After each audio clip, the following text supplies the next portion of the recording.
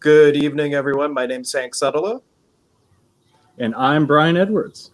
and we're here with another fun episode of Midnight Meanderings on Stir Crazy Shamans.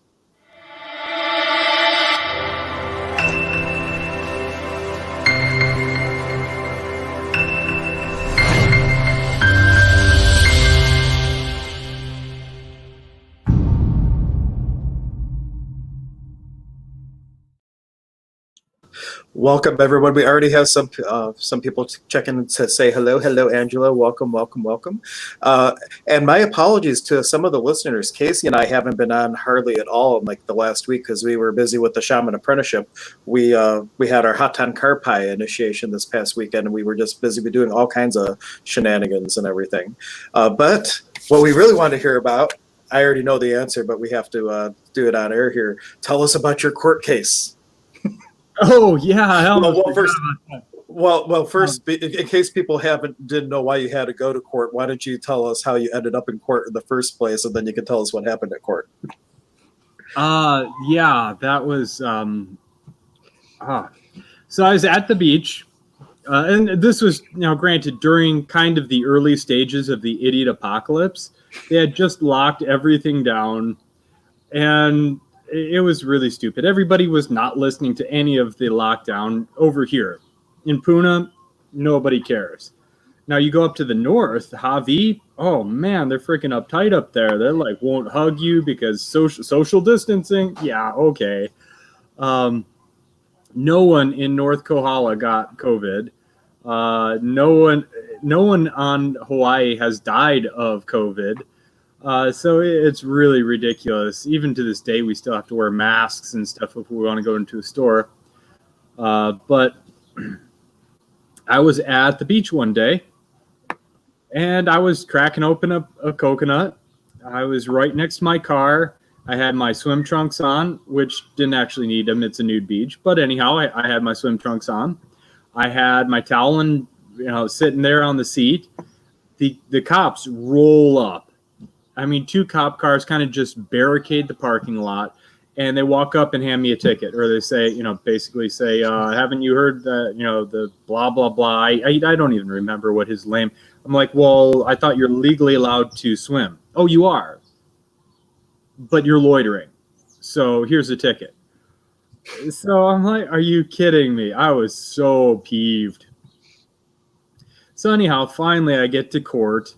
And I called them, like, do I have to go to court? They're like, yeah, you have to go to court. And I was peeved. So I get all dressed up, heading to court, and I looked like I was wearing a freaking tuxedo compared to most everybody. I was wearing a nice Hawaiian shirt and a set of slacks and some nice sandals.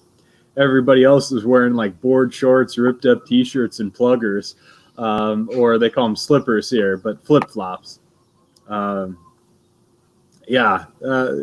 Listening to court cases in Hawaii is super interesting. Oh, some of the stuff one of the most interesting ones was, I think, a 12 or 13-year-old that got busted for driving without a license and no insurance. Okay. But what happened about your case? Oh, yeah. So they finally, after sitting through hours and hours of mundane dross, they finally got to mine. They called me up and they're like, okay, Brian Edwards, are you Brian Edwards? Yes. Okay, pull up his file. Oh, and they got this really weird look. They're like, dismissed. And like, they didn't even let me say anything, which is a good thing, and it actually is a really powerful spiritual lesson for me. No, I was expecting you'd have to go in and actually like fight, and I know you were prepared to really kind of not attack, but like give yourself a good fight to get out of it. Yeah, go the F off on them for breaking Constitution law and all that fun stuff. So yeah, I was like, I'm like, okay, well, I'll do this smart. I'll say what I'm thinking without being a dick. And I didn't get to say anything, so I was upset.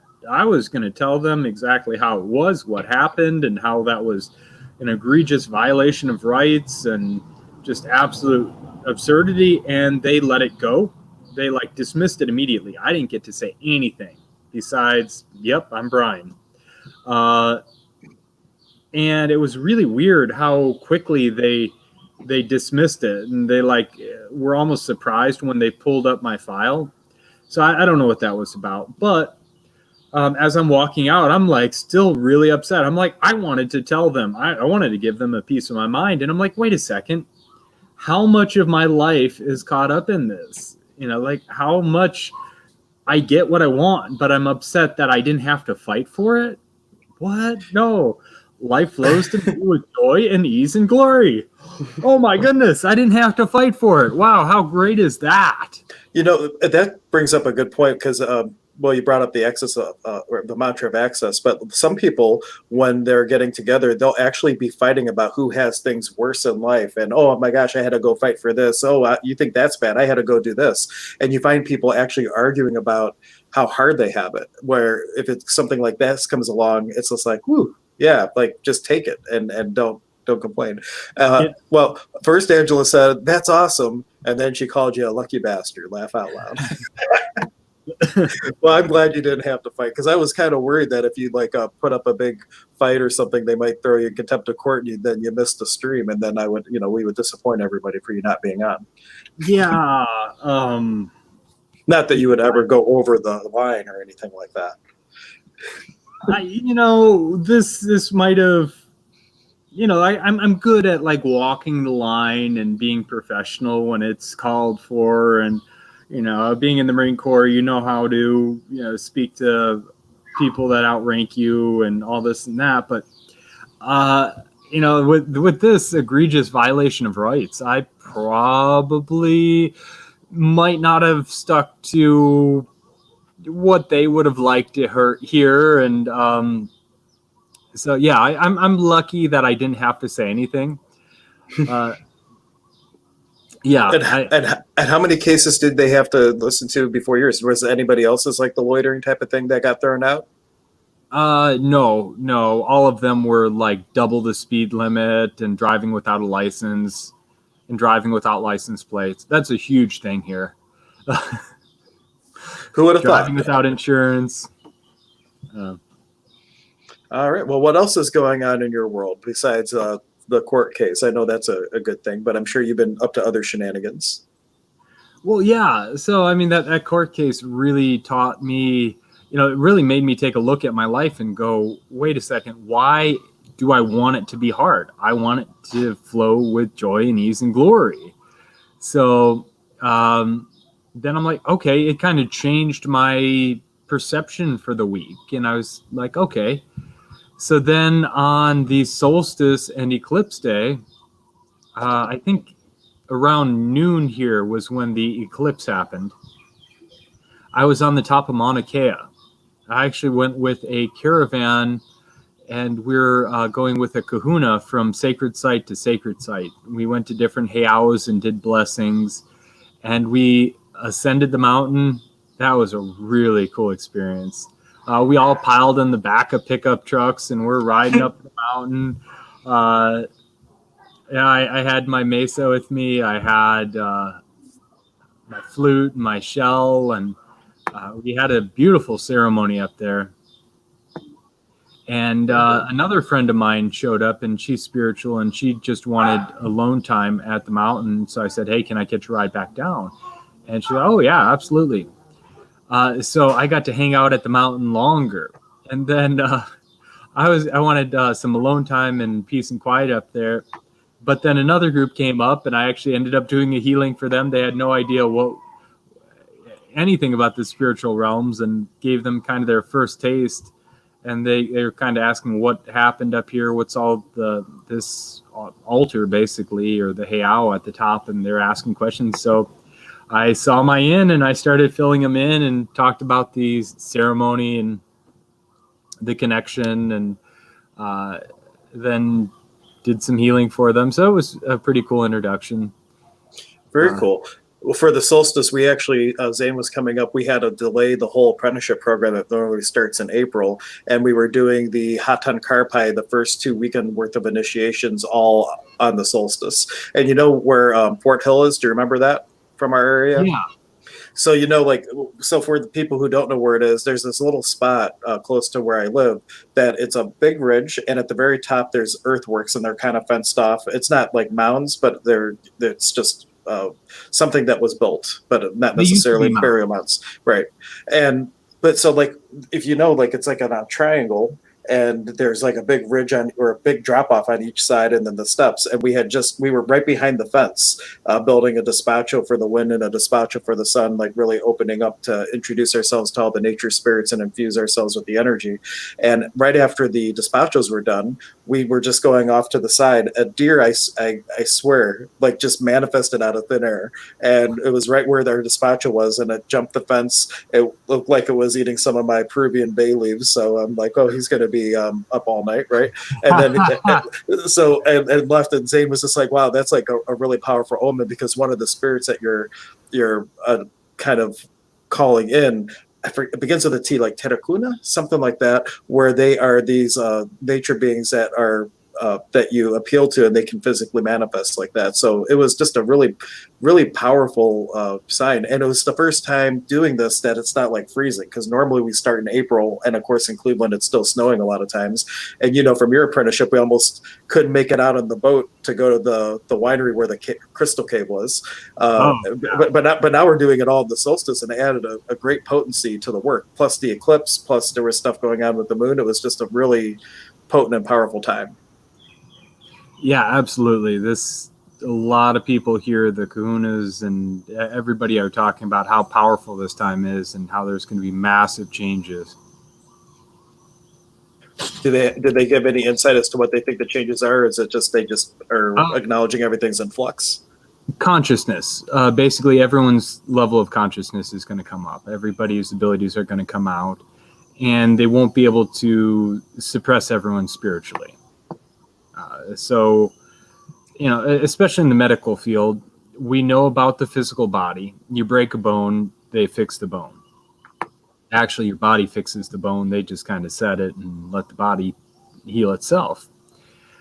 They know about the mental body, you know, through psychology and this and that. Even though I don't agree with most modern psychology, a lot of that's a discussion for another time. I mean, so much of the mental illness is actually attachments. Well, people, you know, screaming, you know, oh, get the voices in my head, the voices.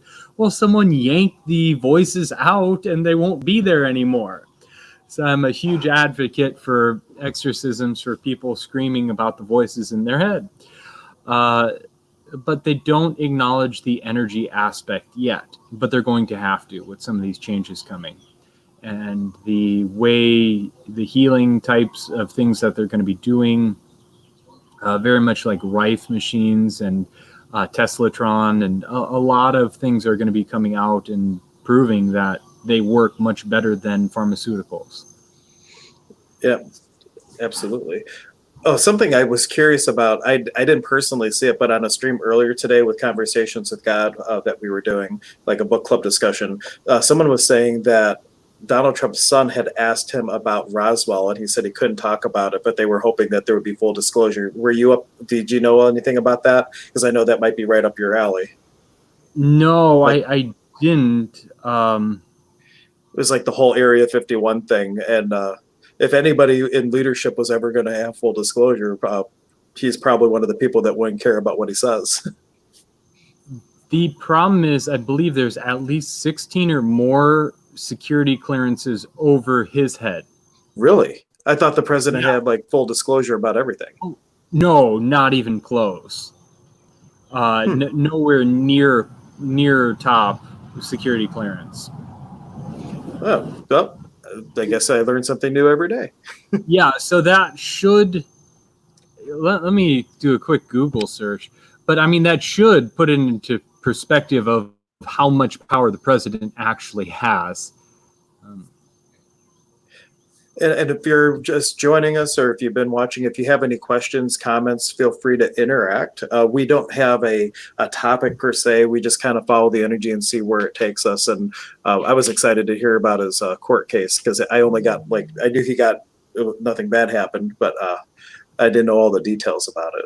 It's sad that he had to spend hours there. That's not fun. a huge waste of time, but it was pretty interesting, though.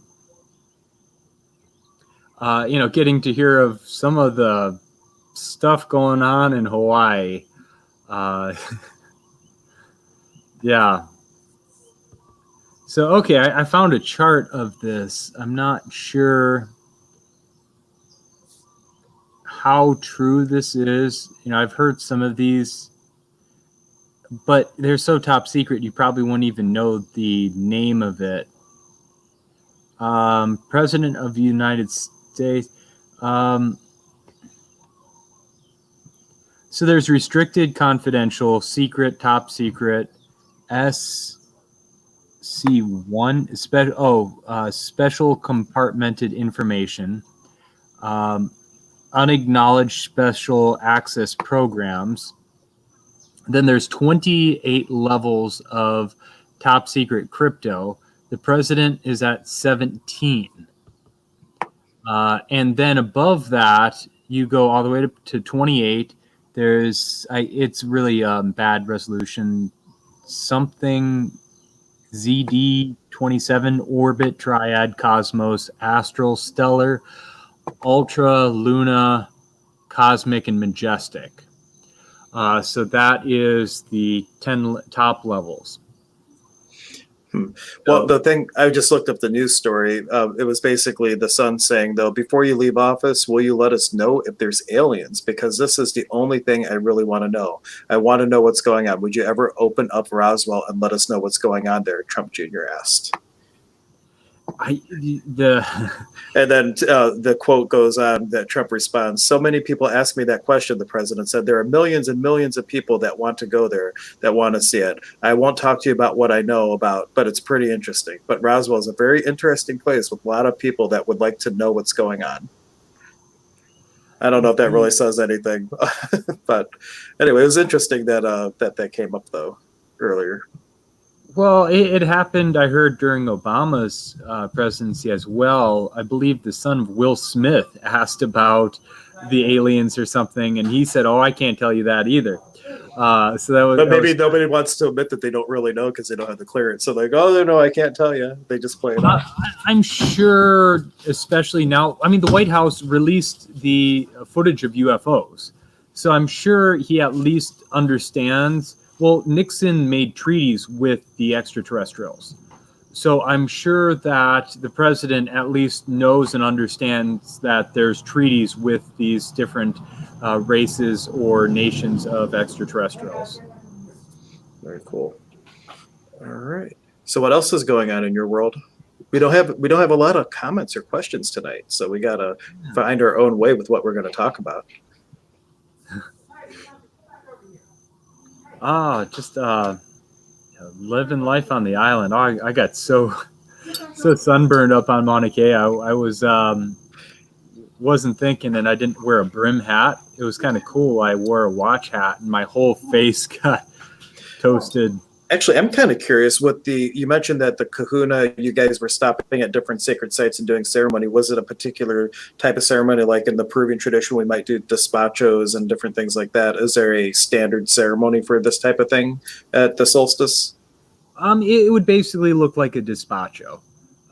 It wasn't fancy, but they didn't make this. Well, I can't say that it wasn't ornate. They had things wrapped in tea leaf and kind of tied off. So they had like little bundles of offerings. They had bananas they would leave. They had poi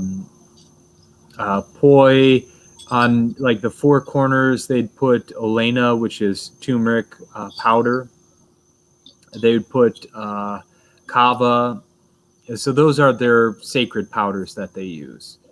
So the olena or the turmeric and the kava powder is kind of a standard offering that they use, sometimes along with the alei baked red clay salt. That's also another sacred offering. And what is there?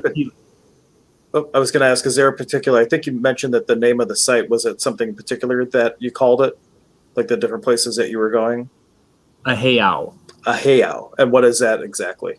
That is a Hawaiian temple. And are these temples like that are physically built, or is it more like just spots in nature? They are sometimes a pile of stones kind of put together. Not necessarily like a pyramid, but some of them were like maybe 6 foot in diameter. Now, you didn't take any pictures of these, did you? The one I did. Actually, let me send you some of the pictures. Okay, cool. Then we can take a That's look at the some of one thing those. I didn't. I forgot to Usually do. you send a whole bunch of pictures to me before we go out, but today you must not have had time. Yeah, it's. I was running around like crazy trying to get everything done. Very cool. So, okay, there's.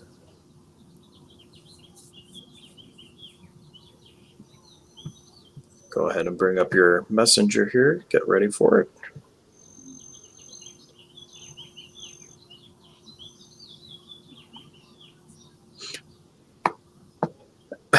I just have this picture of you. You know, when we did the apprenticeship weekend, he was talking about how they were all just piling in the back of pickup trucks. I rented like a 15 passenger van in order to drive everybody around to go to all these sacred sites so everybody could be together. And there's not like a ton of storage, but he brings this huge backpack and there wasn't like room for him to get in. So he's like crawling through the back. And I can just imagine you trying to get into the pickup truck carrying all of your stuff. Or did you actually travel lightly for a change? Oh, Well, I had a pack because I had to ride with other people. My Prius did make it to the top of Mauna Kea once, but I didn't want to risk it. It's got 200 and almost 30,000 miles on it. yeah, and Angelo was asking, and I think he's looking for some of the pictures now. Did you take any pics when you were doing summer solstice ceremonies, pics of surrounding areas?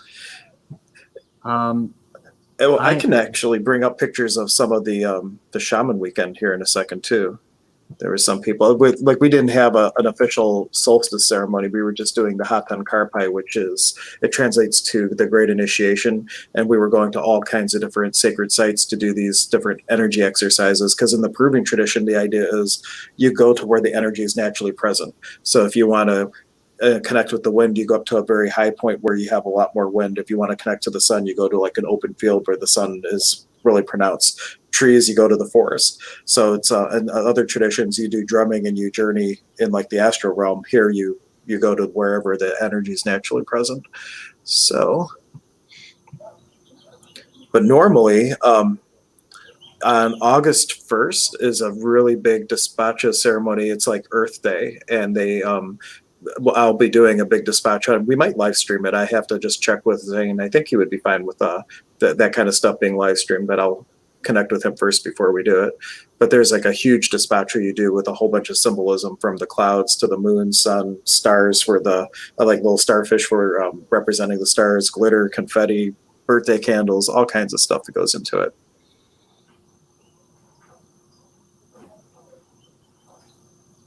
Okay. Come on, Brian. Oh, there we go. Oh yeah, you said a ton of pics now. Okay. These aren't from last week, are they? All of these are from the weekend. Okay, here we go. We will bring these up.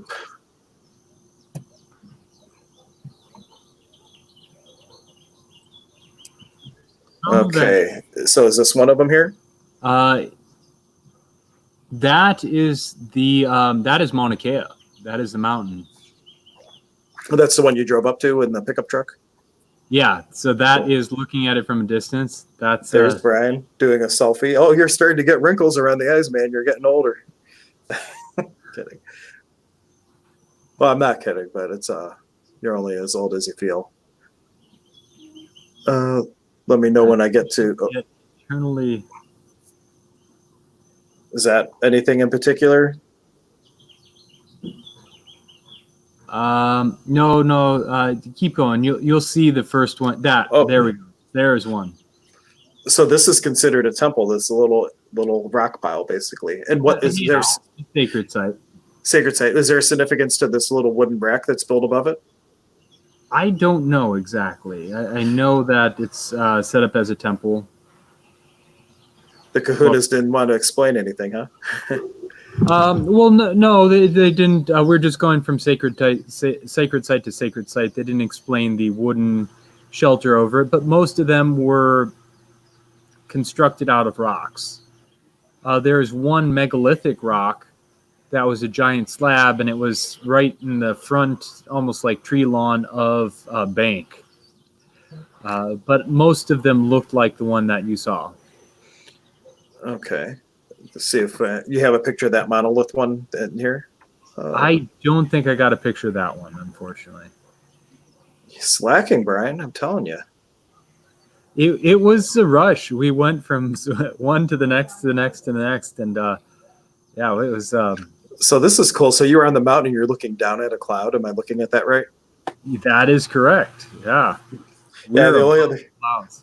Yeah. Normally I just see that. Oh, you sent me that picture before. Yeah. No, that was not. That was Hilo. It's not. Okay. There we go. Wait, I think you're getting into. Oh yeah. I'm back at the beginning, I think. Yeah. Okay. Maybe. Oh, yeah. Check the second set. The second set.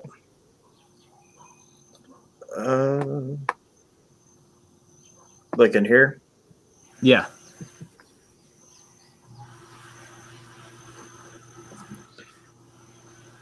Look at you with your little.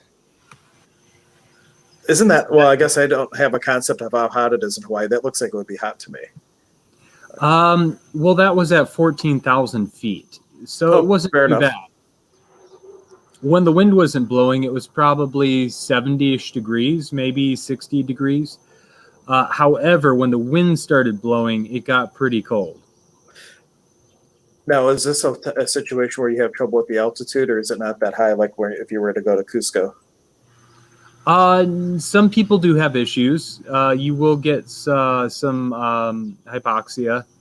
It's Any significance to this? It looks like a lot of kind of rocks in a set. I don't know if they're really piled, or is that just naturally how they are? That's natural, as far as I know. That's natural. Very cool. Absolutely beautiful up there. Wow. Actually, in the last couple of pictures, I laid down in the dust there, and it was like the most peaceful stillness that I found. There's very few places that feel like that. I could have just laid there in the dust all day. It was so still. It was so peaceful. Anything else worth? Looks like some of these are very similar. Let's see. Yeah, there's the heiau at the top of the hill. Like there's a red hill. Here, let me try to speed along to the end here. Oh, close that.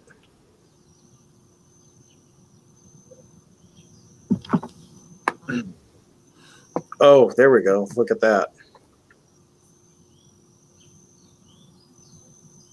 Yes, that's the ceremony. Yeah. And so with the ceremony, is it like calling in the elements, kind of similar to what we do in the South American tradition, or what? How do they kind of open up and hold the space?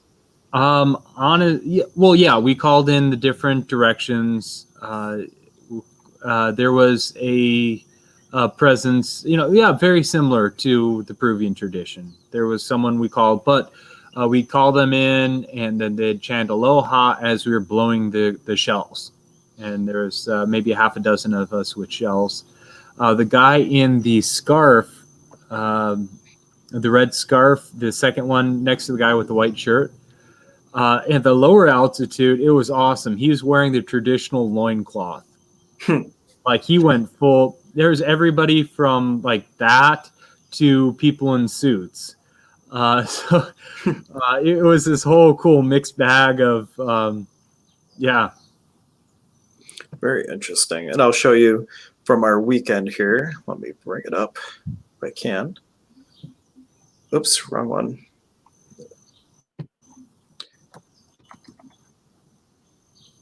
Come on, search bar. Always when you do a screen share, it seems to slow the computer down. It's thinking. So that rock pile was the heiau on the top of Mauna Kea. Gotcha. So that is where we all circled around and we did the ceremony and left the offerings there. And just bring it up. Should have a place for just photos. At least I thought. Oop. Here's some pictures here.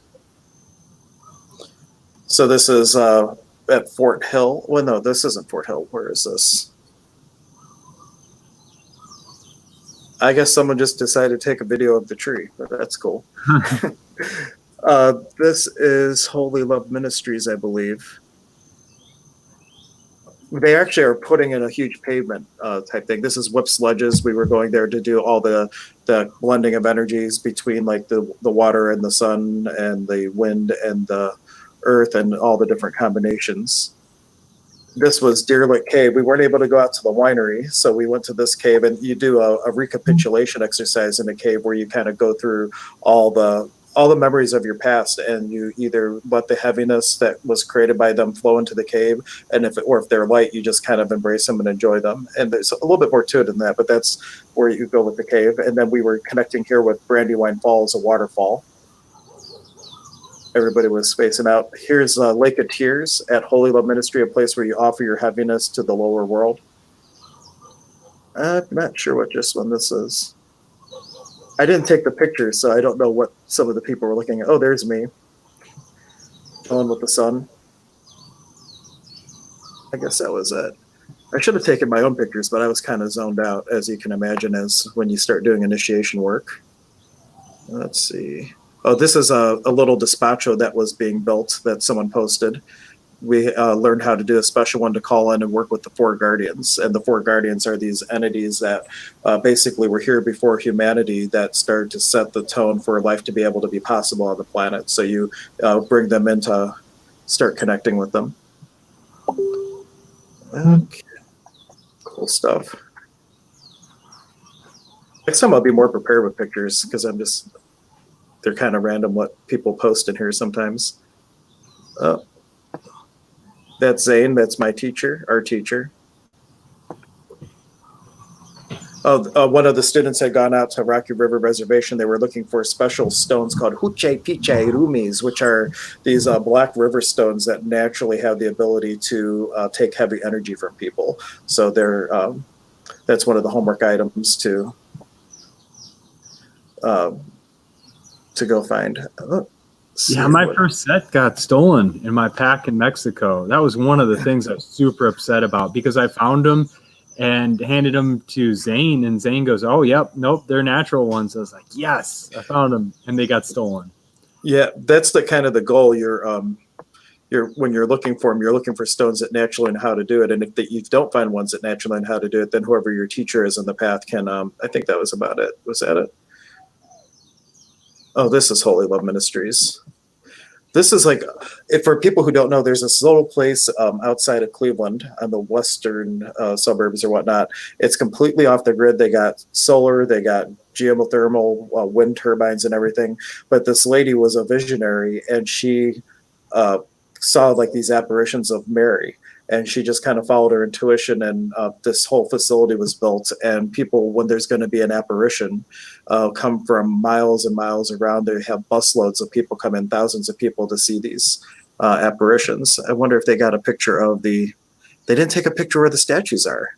Oh, that's all right. I figured they did, but I can't talk. I didn't take any pictures. So, yeah, that place is amazing. I bet you. I can probably find it online and bring it up. Hi, let's get back over here. Uh-oh. What's going on? On? The dogs are running around. So, Holy Love Ministries. And the first time I went there, well, one thing that's ironic is the lady who's considered the visionary, she's Catholic, but the Catholic Church, I guess, when there's a visionary like that, they will not investigate it until the visionary has passed. So right now, even though it's Catholic influence, it's open to all faiths. They have like little temples and things for different religions like Buddhism and things of that nature. But it's just kind of ironic that they won't acknowledge it. Okay, I got their website coming up here. But anyway, when I went to scout out the the location for use in the apprenticeship program. I didn't give much credence to the whole seeing Mother Mary or anything like that. And they have this relic room where apparently a hair from Mother Mary ported in, and they say it's like a relic for Mother Mary. And I'm thinking, yeah, right, whatever. But they let me into this room, which is normally locked, and I got to go up to this thing, and then all of a sudden I just got hit with this overwhelming sense of, I can't explain it. I just started crying. I was bawling my eyes out, and I don't know what they got going on there, but it's legit. Wow. No, I don't know. I never probably shared that story with you, did I? No, you didn't. That's a new one. I did not. Yeah, that's what I knew. I'm like, yeah, this is definitely going to be a place for the apprenticeship. But if you see in this little video over here, this is how many people come out when there's an apparition, and you see in the background, there's all the different places where the cars are parked and whatnot. And you can, here's a slideshow. We can take a look at that. Let's see. We really want to see the statues, because that's where we did the initiation. Oh, look at that. This is just like a heart halo type of thing in the sky. That's kind of cool. Wow. Oh, they have this most amazing chapel. It's all white marble. It's really something. These are the statues in the back. That's where, like, right in between them, where the apparitions will appear, and that's where we took the people in the apprenticeship to connect with the upper world, because they say that any church that you want to use is a waka. It's an eye. It's a place where all the people that are praying, their prayers are being carried to the upper world. So it's a place where you can naturally connect with the energy. So you go there and open up. It works well when you have a place that has a male and female representation. That's why we typically use Catholic churches, because you have Mother Mary for the female aspect of divinity and Christ for the male aspect, and you just kind of develop the awareness of how they differentiate from each other, and then you have an exercise where you blend them together so you can use both of them. Let's see if there's any other cool pictures. Oh, the first time we go out to the year that Brian was in the apprenticeship with me, it's freezing cold, and they have this water pump, which is like a healing spring, and he had somebody pump water on his head in the freezing cold, and he's like on his knees chanting, and I don't know what kind of chant you were doing, but that was Brian's first impression of the group, and they're like, this guy's nuts. He's just because it's like freezing cold, like we're thinking he's going to get frostbite. But you can see all the way in the back there, this where the two statues are that we were talking about. So many cool things, but I think that's enough. And they have a whole bunch of different lakes on the property as well that are all have different things. This is the Lake of Tears. That's where we go to let go of our heavy energy. And what students don't know when we're bringing them through this is that it's really about teaching their energy body how to do a energy technique called the Samin Jikui. So by opening up to the upper world energies, you're bringing in that Sami, that refined light energy, and by going to the statue, you're letting go of your heavy energy, and the combination of the two, you're energetically learning the energy process that they actually learn later in class. Their energy body already knows how to do it then. It's pretty cool. All right. So I hope we didn't bore you guys too much with all the pictures and everything, but Angela was saying, so beautiful. Wow, awesome pics, guys. Thank you for the magical pictures. I love them all. Very cool. Thank you for being with us. So any questions, comments, any place we want our conversation to go, because we literally have an open canvas to talk about pretty much anything. One thing that came up, I was in a place and they're playing rap music. Rap music?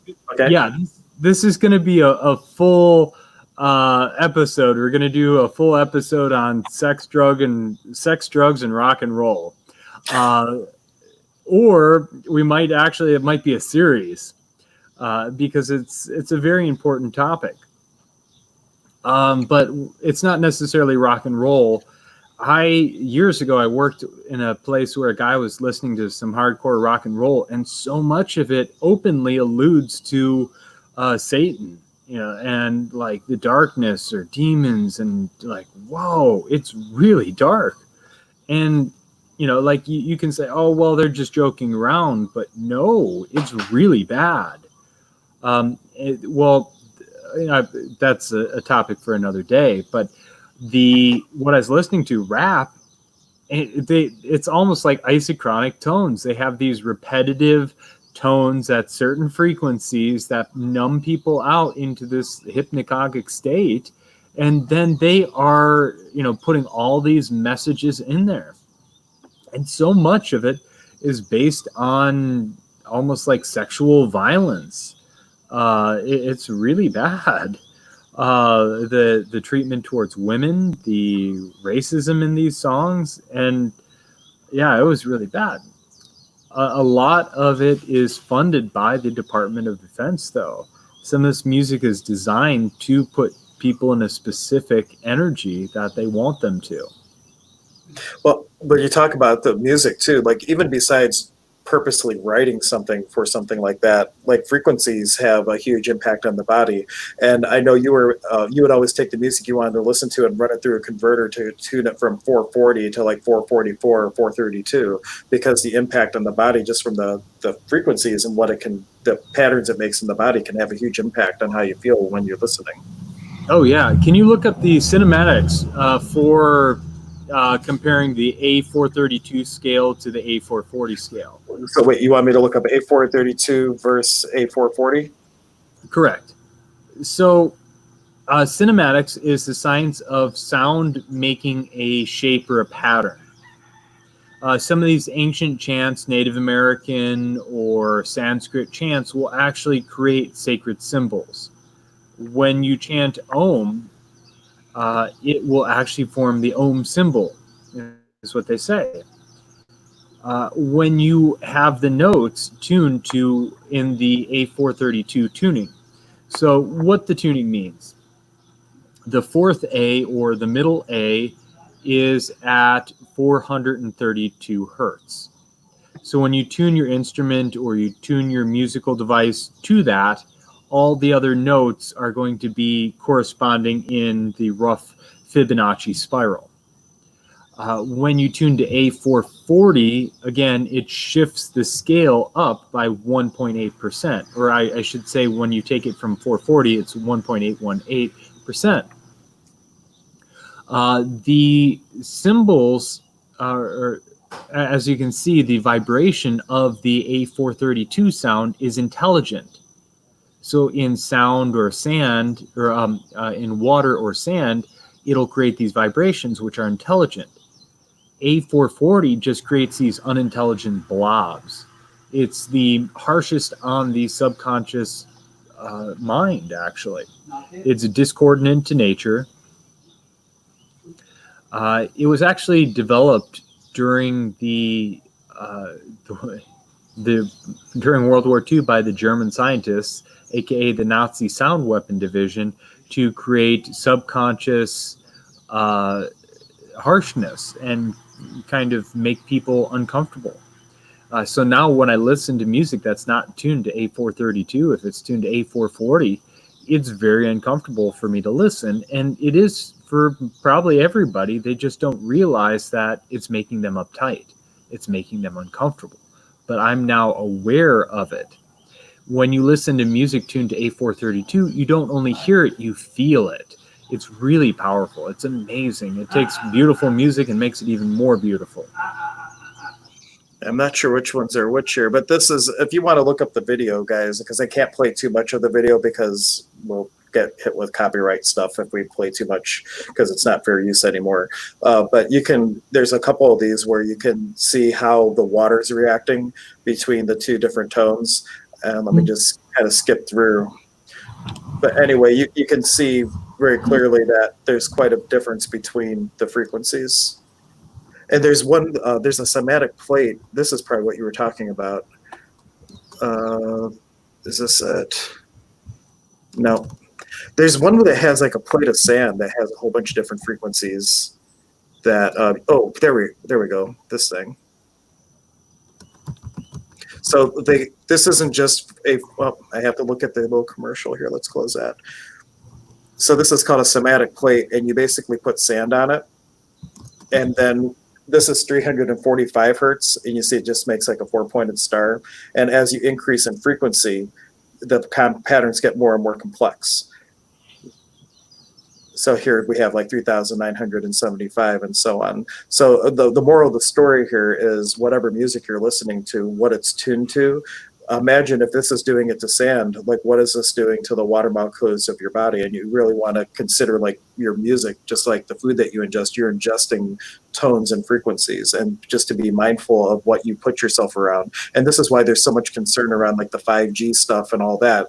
This is just audible sounds. Like imagine all the effects of inaudible frequencies that might be impacting the body. Oh yeah. I mean, we've tried that experiment where I charge the water with the tuning fork, or I'm sure you've done it as well, and It actually completely changes the taste and feel of the water when you just vibrate it at these different frequencies. So 528 or 4,444. That's a cool one. Really. So what's going on? They put dust sand onto this plate, and it's vibrating at these different frequencies. So they didn't draw these patterns. The sound actually formed these patterns. Something kind of cool I've heard from the secret programs is they use that same theory to cast metallurgy in space. In gravity, we have a limit to what we can do with the shape and molecular shape of metals. In space, where it's in zero gravity, they can actually forge some of these things, apply a frequency, and it will align the molecules up in special patterns, creating super strength, super lightness, and other properties that you cannot get in the Earth's gravitational field. So that's part of what's going on up in space right now. Foundries and factories. Cool. And just when you talked about space, it reminded me of this too. Astronauts, when they first started sending astronauts into space, they found that they were getting ill. And what they found they had to do is play an inaudible tone on the spaceships in the space station that is the Schumann resonance. The Schumann resonance is like a frequency between the Earth and the ionosphere. And they found that when you're in space and they're missing that, like they were kind of out of resonance with the Earth and they would get sick. So they actually played this, excuse me, they played this this inaudible tone underneath it all, and they found that that helps the astronauts while they're in space. This other thing that I just brought up, this is called acoustic levitation. It was developed by the pharmaceutical industry to basically be able to take liquids and combine them without any possible contaminants. But now that they basically levitate liquids using you have a sound frequency where two sound frequencies meet, it creates a note or a still point. So they would levitate the water in that still point. And then when they subject it to harmonics, they found that the water would spin, it would make different shapes. So this is what sound healing really does. When you're like a crystal bowl concert or a sound bath, and you have all these different frequencies, it's creating thousands, if not tens of thousands, of still points in the body, and then the harmonics from all the different bowls and things is causing your water molecules to do all kinds of fun stuff. So you can see this is like the third harmonic. Here we go. Second harmonic. Third harmonic, it's making a three-pointed star. Fourth harmonic, seventh harmonic. But you can see like, well, that's not the a harmonic. That's one like 440, what it would do.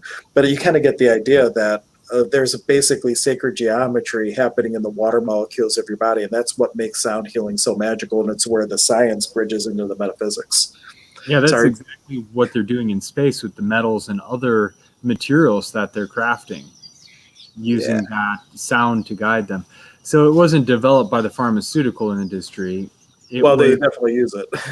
Yeah, that's something that came from the projects like Area 51. We're talking about what are they doing underneath there. They're developing and reverse engineering a lot of off-world technologies. And Angela was just saying that she knew there was a good reason why she quit listening to radio music. That would be a good reason. Yeah, absolutely. And if you look back at composers like Mozart and some of those, they didn't always tune the orchestras to 440. They would pick other frequencies. So like you can find 432, Bach, Beethoven, Mozart. Even sometimes I talk to someone, they're like, "Oh, you use the Baroque tuning." I'm like, "The what?" But yeah, when you tune to A432, that's the Baroque tuning. So during that period of time, and for a long time before and after that, they used A432. Even Tesla said to use A432. It wasn't until World War II when the Nazis forced everybody to standardize to A440. So sad. What world would we live in if we had 432 this whole time instead of 440? I don't know. Don't know. The Beatles actually had a song that was halfway in A432. Really, which one? If you know. Let me. Oh, you got to Google it. We're relying on Google a lot tonight. Beatles song tuned to 432.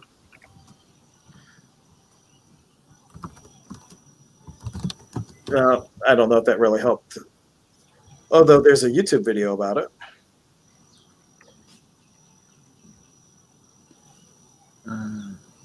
Oh, this is actually all the songs in a playlist. So they have like John Lennon, Imagine, Hey Jude.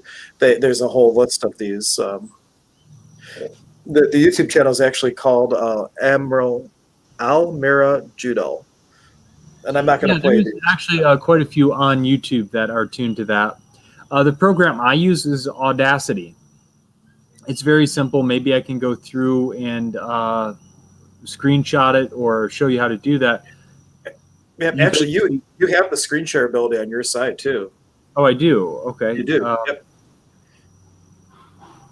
Well, I'll figure it out some other time. But I don't have the music on the computer either to do that. But you drop the music into this, you import it in, you then go up to effects and then change pitch, and you can take it from A440 to A432 and export it in an MP3 file.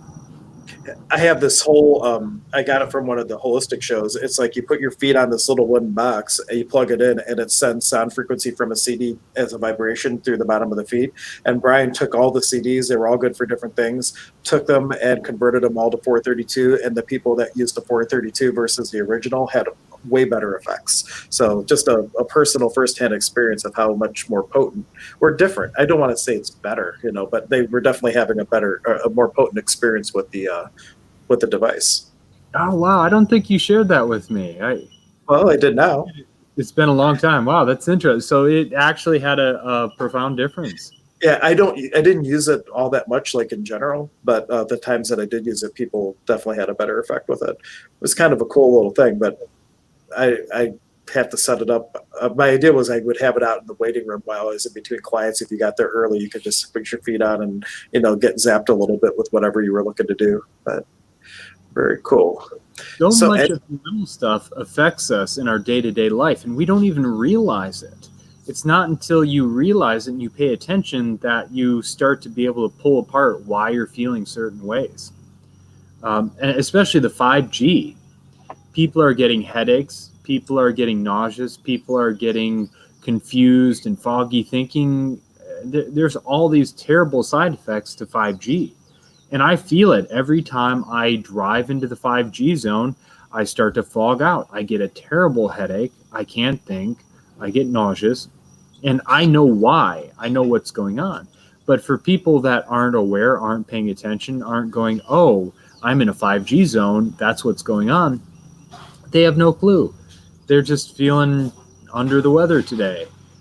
Well, do you remember when you were here? I think I was driving and we were out in like Elyria area. I think we were going to Crystal Air or something like that. And all of a sudden, like I was driving, I got super distracted. I almost was out going off the road, and I realized afterwards it was because we were going by one of those big, I don't know what you call it, like where all the wires come together and meet. Yeah, like power big, oh my gosh, it was just like frying my brain. And like if I know it's coming, like I can kind of energetically shield myself a bit. But if I get blindsided, it's literally like running into a wall, getting disoriented.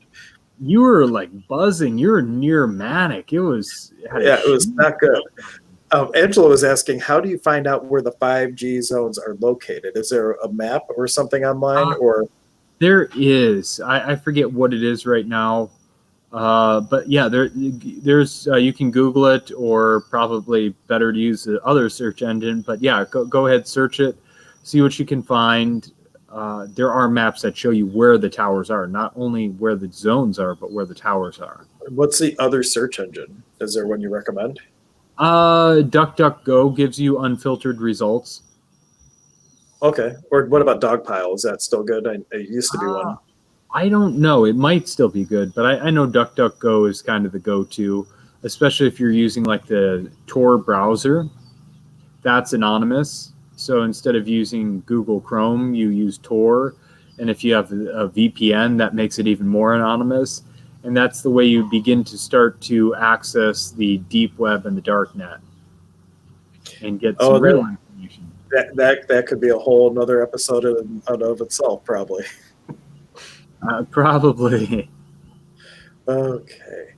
Well, we're coming up on an hour. Any questions from anyone that we could dive into? Because I actually have a client first thing in the morning, so I have to be a little bit more mindful about staying up too late.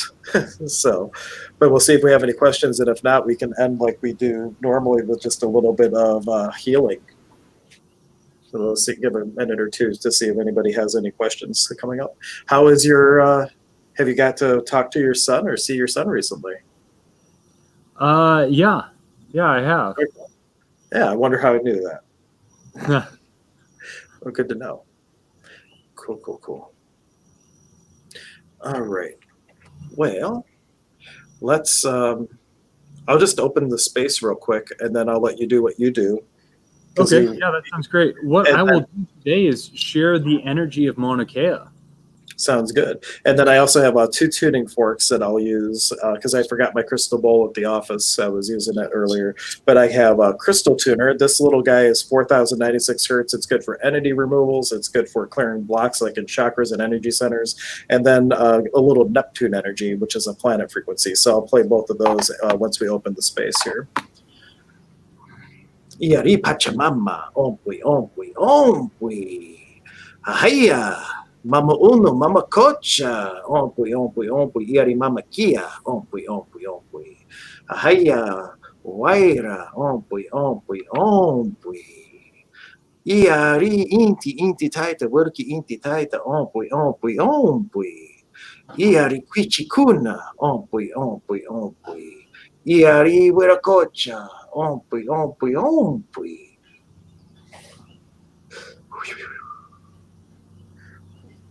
All right. Go for it, Brian. Close your eyes and just kind of sit back and relax.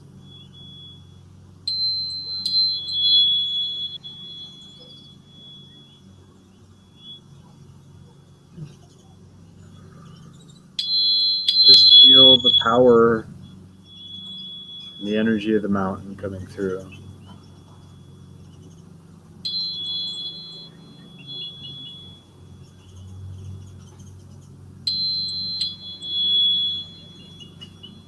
Imagine being transported to the top of the mountain with the hot sun and the cool breeze, the stillness of the mountain, the power of the mountain.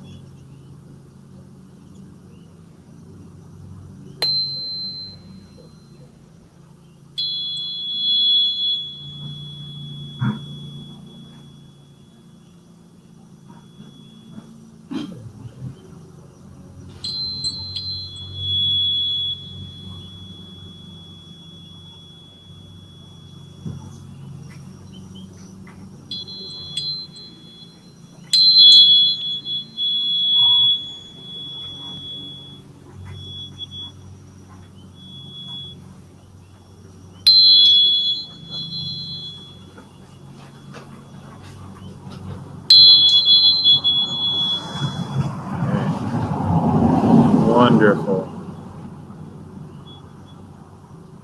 Very good. Iari apu manokea anaiki arpi chai sonkolai. Iari pachamama anaiki. Iari mamakocha mamakia mama unu anaiki. Iari worka waira kuna anaiki. Iari worka inti taita anaiki. Iari quichikuna anaiki. Iari wirakocha anaiki. Arpi chai sonkolai. Thank you, Brian. Love that. Thank you. Actually, that would be Mauna Kea would be a suyu apu because people come from all over the world to see it. So suyu, Iari wilka suyu apu Mauna Kea. Thank you very much, and we'll be back next Tuesday for another episode of Midnight Meandering. So we hope you join us then. Aloha, everyone. I stole Brian's word. Aloha. Good night, everyone.